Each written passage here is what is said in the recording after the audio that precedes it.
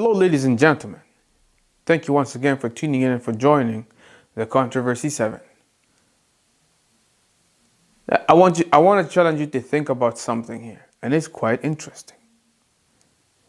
It's interesting to make note that the left-wing media, or the more liberal media, what we call today mainstream media, they are feeding a whole bunch of garbage that's not justified by real polls. Did you know that most women actually are against abortion? They are not pro-choice. They are not for pro-choice, as the media would have you believe. Most women actually are against abortion, and they are in favor of abortion restrictions. Did you know that? But you're not going to know that because of the left-wing media. And then you've got the right-wing media, which is the more conservative media. This is where things get interesting. Because when you look at how the left-wing media was working, it's as if the left-wing media was for the old administration and basically all the things which came with liberalism, they carried it to the next level. So extreme to the point where now people have lost their faith in the left-wing media. They have lost their faith to liberals. Now, guess what they're doing? They're moving towards alternative media. They're moving towards the alternative right wing, or the alt-right media. Things are heading more towards the right. And what's the right? Oh, that's right. That's where we go into the conservative side of the spectrum. The more religious side, the more Christian value that it becomes. Very interesting.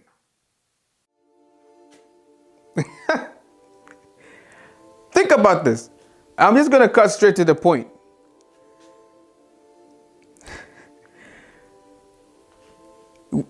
If we look at the media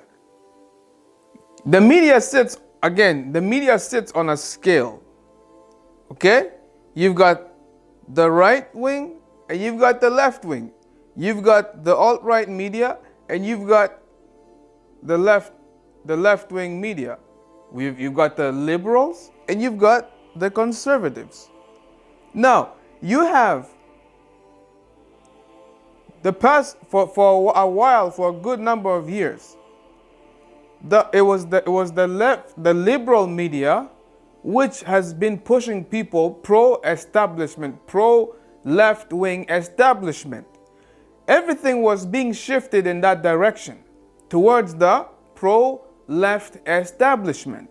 And so when Donald Trump came on the scene, he was going against the left establishment because he came to bring the right-wing establishment. And then you've got people flocking to the alt-right, and they're flocking towards the other side of the media where they can trust the information coming from there. Why? Because left-wing media, liberal media, has lost its credibility to the point where now it's a laughing stock. That's the plain fact. But now you've got the attention is going towards the alt-right, and you know what? The alt-right people, they're saying they're against the establishment and they are pro-people. But guess what they're doing? They are also pushing people to the alt-right establishment. In other words, you have people. You've got people who were pushing the alt-left. Why did I say alt-left? This is just interesting. You had people who were pushing, the mainstream media was the one that was standing in that position where it was pushing people to the left wing, to the more liberal side of things. Right? And now that they're losing, it's almost as if it's a calculated mistake that it's supposed to happen this way. They just happen to start losing credibility And now people are shifting towards the alt-right, to the right wing of the spectrum, the more conservative side. And now these people, they foolishly think that because they are right wing, they are anti-establishment. Yet they are pro-right establishment. At the end of the day, you are on a media that's still pointing you to an establishment. You've got two pillars, you've got two pillars which are leaning against one another. One of the pillars is the Democrats, and the other is called the Republicans. They need each other. In order for them to lean on each other, you must buy into this political game. You must be a part of the playground. You are the one that the game's being played upon. You got to think about this. So, once again, whether you think that you are on this side of the spectrum or whether you are on this side of the spectrum and you think that you are on the winning side, or you feel like you are, and if you, like, for those people who are, like, you know, on the more right, they feel like they have won against the establishment. Okay, all you simply did was just participate in the shifting of an establishment from the left to the right. You simply, basically, in a way, all you simply did was just disagree, just say, okay, we overcame that establishment. We are no longer under an establishment, but here you are lined up, and you are a part of an establishment.